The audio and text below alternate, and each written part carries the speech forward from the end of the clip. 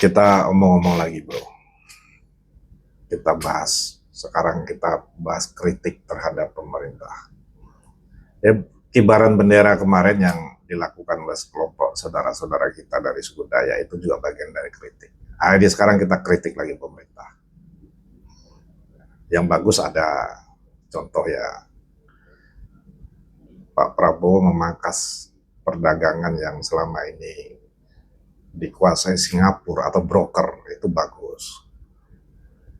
Langsung kita ingin ke bypass ke pembeli, langsung bayar ya, dengan harga yang kita tentukan.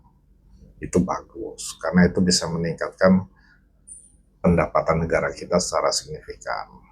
Tapi itu pasti akan membuat banyak kalangan di Singapura atau pengusaha atau tanda kutip sebagian mafia itu tidak suka terhadap kebijakannya Pak Prabowo. Dan itu pasti mereka tidak serta-merta menerima begitu saja.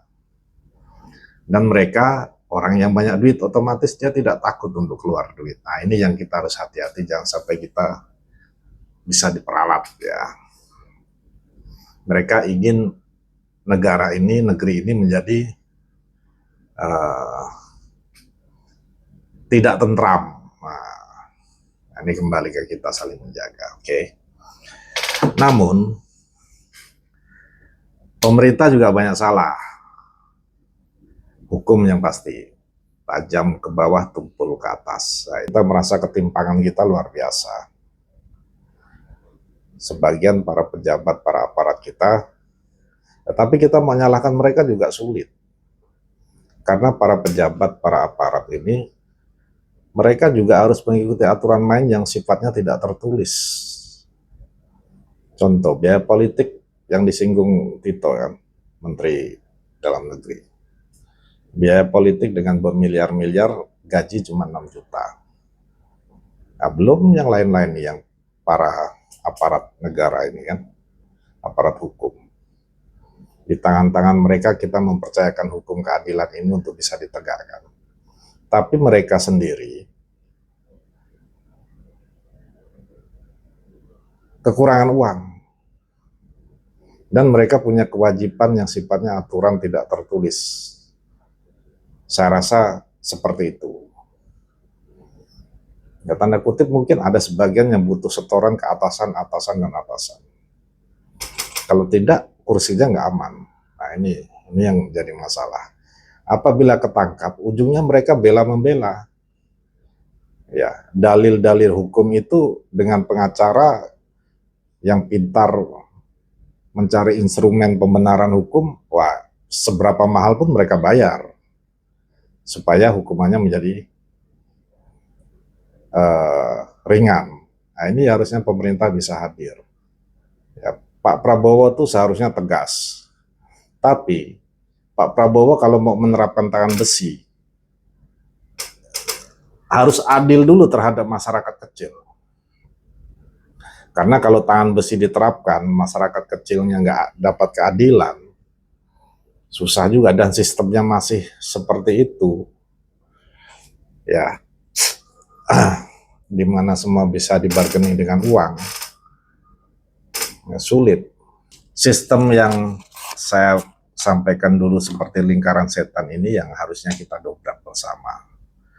Ya, kita masyarakat kecil ini juga sebenarnya punya andil dalam kesalahan itu. Contoh yang paling mendasar. Ini contoh nih. Seperti sekarang, undang-undang perampasan aset koruptor itu nggak disetujui oleh Dewan loh. DPR RI ya, oleh Senayan nggak disetujui. Karena apa?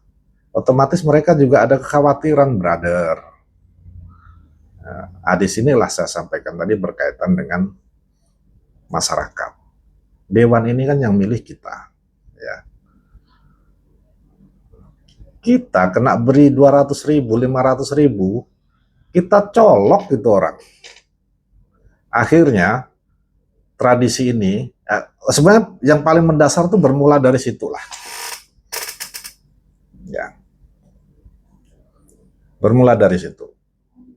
Karena undang-undang ini kan dibuat dan disahkan, dibuat pemerintah, disahkan oleh Dewan kan. Nah, Sedangkan dewan ini yang kita pilih ini dewan yang ingin membalikkan modal, cari untung. Karena apa? Duit dia udah habis banyak untuk beli suara kita. Nah, ini kan di lingkaran setan ini, bro. Makanya ke depan kita suarakanlah rame-rame pemilihan ke depan. Ya. Siapa yang kasih duit, ambil, tapi suaranya nggak usah dipilih. Udah, biarin duit dia habis, dia nggak jadi, udah nggak usah ambil pusing. Karena orang seperti itu pasti akan mementingkan dirinya dan kelompoknya dan modalnya. Nah, itu udah pasti. Kalau untuk murni mengabdi, aduh, kecil sekali, bro. Kecil.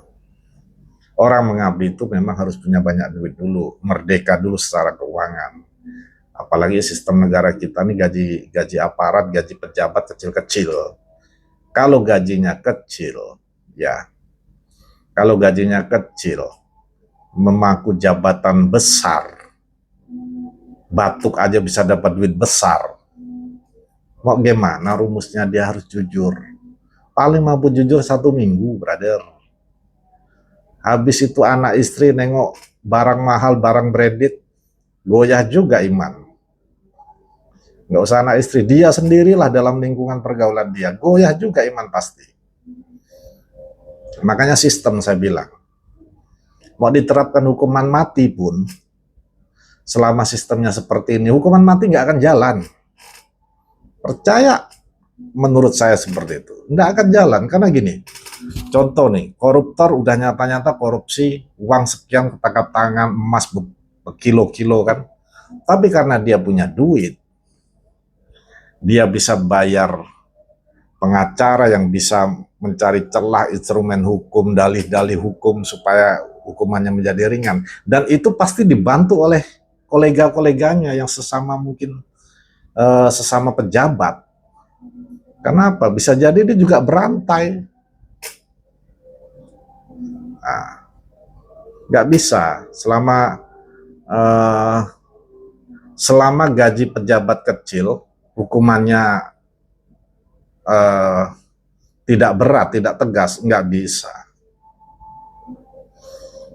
Mau siapapun ganti pemimpin, mau Jawa, Madura, Dayak jadi pemimpin, saya rasakan seperti itu. Kalau menurut saya, rumusnya ya bro ya, menurut saya rumusnya, pemerintah nih, Pak Prabowo nih harus berani mendobrak sistem. Selama sistem itu tidak didobrak, tidak bisa, saudaraku. Berat.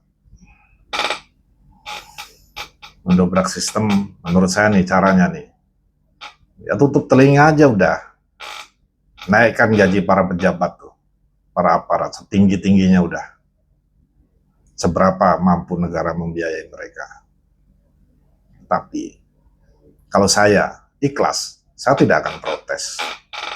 Namun dengan catatan, hukum harus tegak. Kalau mereka bersalah juga hukumannya harus sama. Dan untuk korupsi, itu harus hukuman yang berat, sampai dengan hukuman mati. Ya, menurut saya seperti itu, bro. Jangan seperti tempo hari, dewan baru gaji berapa puluh juta, kita udah demo bakar-bakar, ya kan? Mahasiswa kita ngamuk, ya. Masa ngamuk sampai rumah-rumah dijarah itu kan, rumah-rumah dewan kan. Saya rasa sih nggak seperti itu lah, harusnya nggak seperti itu. Kita harus kasih kesempatan, harus mengalah sedikit. Kita kasih kesempatan pemerintah menerapkan sistem, merubah sistem, mendobrak sistem. Mulai dari penggajian terhadap aparat dan pejabat. Kasih setinggi-tingginya. Tapi kalau kau korupsi, tembak mati di hadapan masyarakat. Itu caranya. Jangan seperti sekarang. Dewan menolak usulan pemerintah untuk mengesahkan rancangan undang-undang perampasan aset. Diam semua nih, mahasiswa kita pun bisu jadinya. Diam kan, nggak ada yang protes kan. Nggak heboh kan. Yang seharusnya itulah yang paling mendasar yang harus kita protes besar, seharusnya begitu. Jadi seolah-olah kita jadi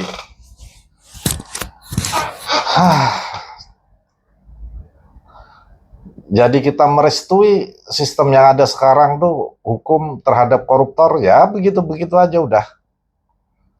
Karena undang-undangnya sudah dibikin pemerintah dari zaman Pak Jokowi kan, diajukan ke DPR, ditolak dulu, sekarang diajukan Pak Prabowo, ditolak lagi, kita diam.